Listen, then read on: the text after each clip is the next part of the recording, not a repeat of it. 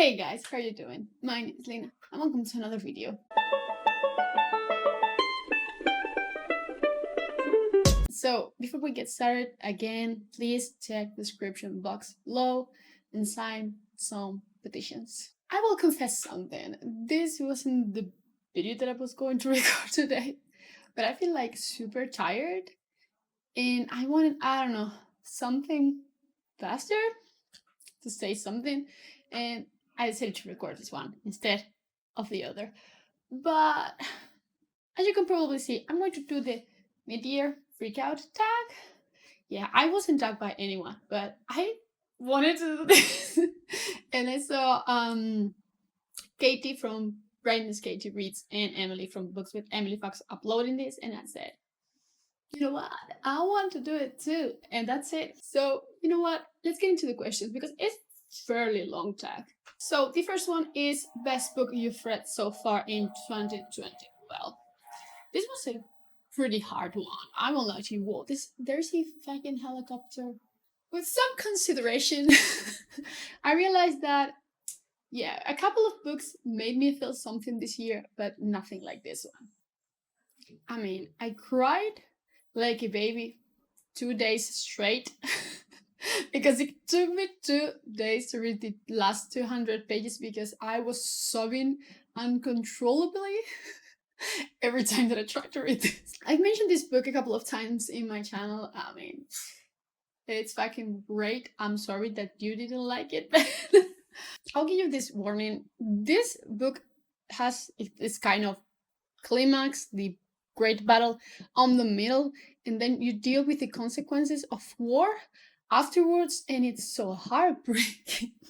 I was in love with every single one of the characters in here. By the end, I was just rooting for everyone, basically. And my god, I need to continue with the Cyanide series by ML1 because this is actually a prequel to her other series. Man, it has to be the Sword of Kagan. I mean, almost every week I think about the Sword of Kagan. Oh my god. Then, best sequel you've read so far. This is a pretty tricky one. I will have to say two. I don't have one of them with me right now, but the first one will be The Name of All Things by Jen Lyons. This is book 2 in A Chorus of Dragons, and I loved it. I think that it's easier to follow than the first book, but it still has its essence and it's fantastic. And the main character in this one, it was incredible. It was basically incredible. And the new culture that we're introduced to, super cool. I mean, I really like it. I'm a sucker for this series, and I understand that it's not for everyone, but I love it. I even have an arc of the third book. I'm between super anxious and excited to read it, both. Then I also want to mention this one, Oathbringer by Brandon Sanderson. I mean, wow. I just talked about this one fairly recently, and I think it's my favorite book by Brandon Sanderson. Probably one of those. You'll see. Oh, you have already seen it actually, but this was fantastic. I mean, how is it going to be even more epic after this one? I don't understand. I'm super lost here because this was perfect. This kind of felt like a final book in a trilogy. You know, it has a great battle, it has many discoveries, and I'm not sure how everything's going to go on the next books, but still, this was just fantastic. Probably one of my favorite books of the year. The new releases you haven't read yet, but want to. I have 3 here.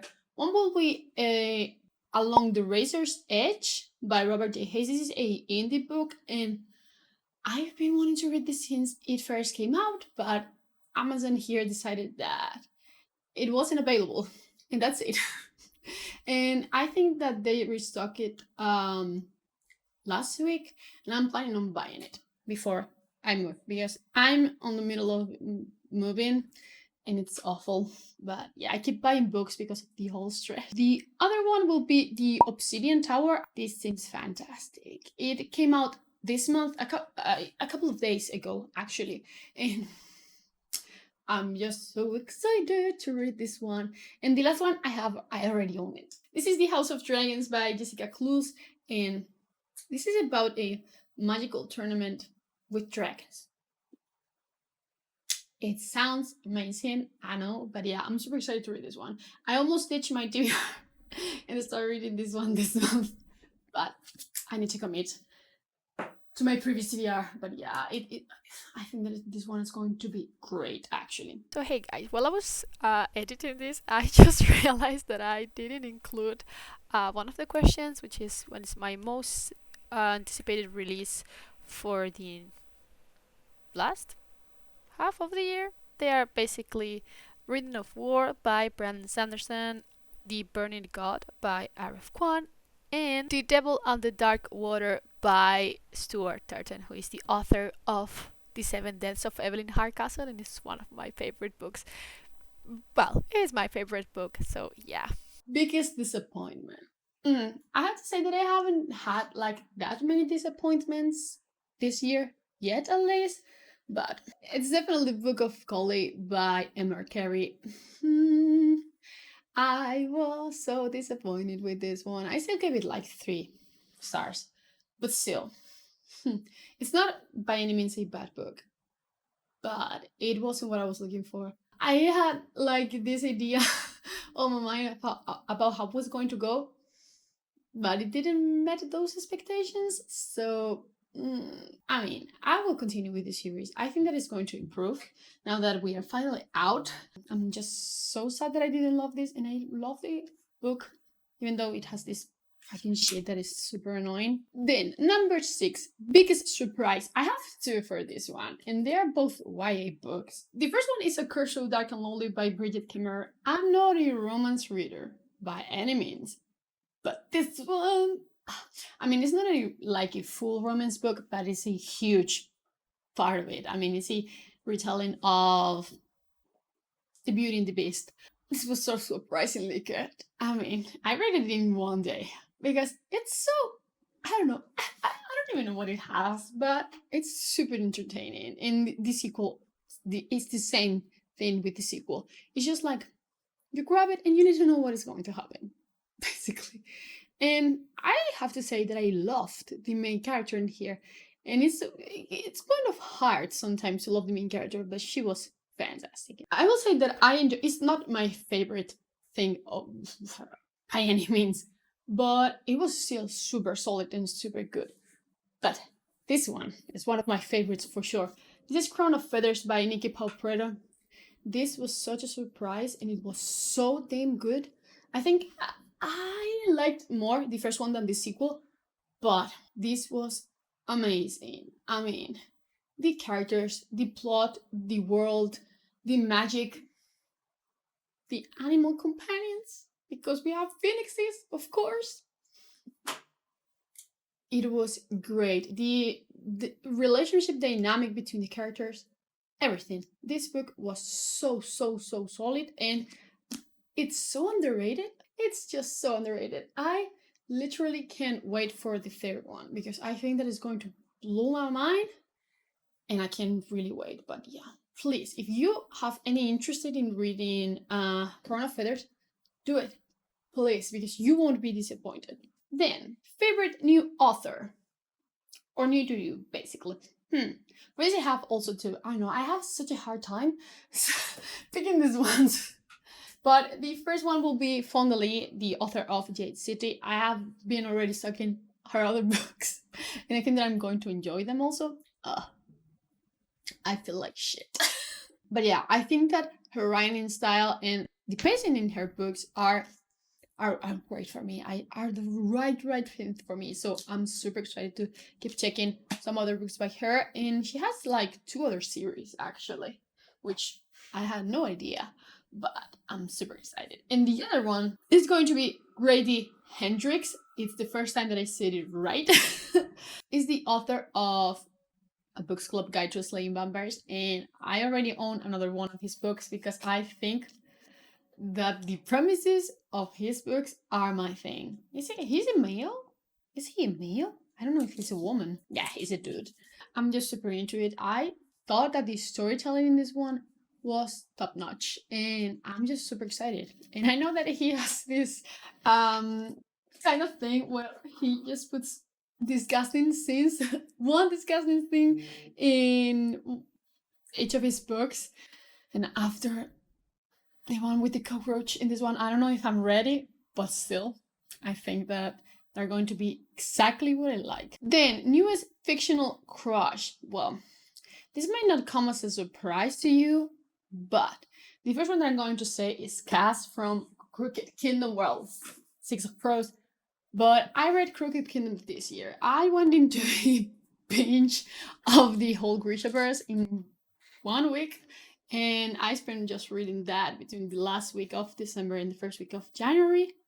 And I have to say that it's a hard choice between Cass and Nikolai, because Nikolai, oh my god, but Cass is like the young version of Thomas Shelby from Peaky Blinders, and that's my thing. And the other one is going to be Gerb and Kyle from Discarded Ties.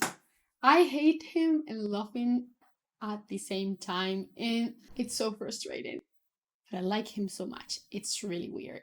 He's a weird guy, and he's evil as hell, but I kind of like him. He's super. Well, I will say that he was super smart in the first one, and in this one, but yeah, overall, I really, really like him. Then, newest favorite character.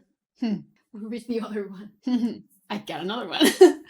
I'm going to go with Dalinar from the Stormlight Archive by Brandon Sanderson, because you've been following me for a while, you know that I have a problem with Dalinar. I love him. I think that he's such a complex character, and the more I know about him, the more I like him. So yeah, it has to be him. Although I've met some amazing new characters lately. In Jade City, in Crown of Feathers, in Scarlet Eyes. I mean, oh, in Sword of Kaigen. Mamoru, I will always love you. Then, a book that make you cry. Well, I said it at the beginning. I swear I don't cry with books. It's not my thing. I need to watch a person cry for me to actually cry too. So when I started crying with this one, I mean, the Sword of Kagan is going to drag me into this dark path at this rate. But yeah, I couldn't stop. I literally couldn't stop sobbing. But yeah, it's just stop dying, books, please. I swear, I just start to tear up every time that I think about one scene that we have in here. Well, it's actually kind of more of a sentence, but I was talking a couple of weeks ago with Tammy from Tammy Tries to Read about the Sword of Kagan, and I almost start crying just by talking to her. I have been trauma with this one. Then, a book that make you happy. Well, this is going to be an easy one. I did a reread of Percy Jackson this year by Rick Riordan, and there's nothing that makes me more happy than Percy Jackson. It's just such a wholesome series. It's just, I love it. I mean, who doesn't like Percy Jackson? And still, I'm so excited for the TV show. Finally, I have one friend that is a huge fan of Percy Jackson like me, and we went to the cinema to watch the second film of the Percy Jackson series because we still had hope for it. Oh my god, I almost screamed in the middle of the theater because it was so bad. It was so bad. Then, most beautiful book you've brought so far this year. I have 5. I'm sorry, I'm a monster, I know. But I will show them fairly quickly. The first one is The Resurrectionists by Michael Patrick Hicks. And I'm in love with this cover. And it goes around, and the second cover is also amazing. It's kind of this Lovecraft inspired thing. Beautiful. Then, I don't like the cover of the binding, but it has magic on the inside. It's just, it's so beautiful, and it's gold. Oh, it's so beautiful. It's definitely my most beautiful book. It's definitely the most beautiful book that I bought this year, for sure. I don't have a room. Well, you're staying there. Also, the cover of Gods of Jade and Shadow. It's everything. I love the colors, I love the pattern, and I think that is extremely gorgeous.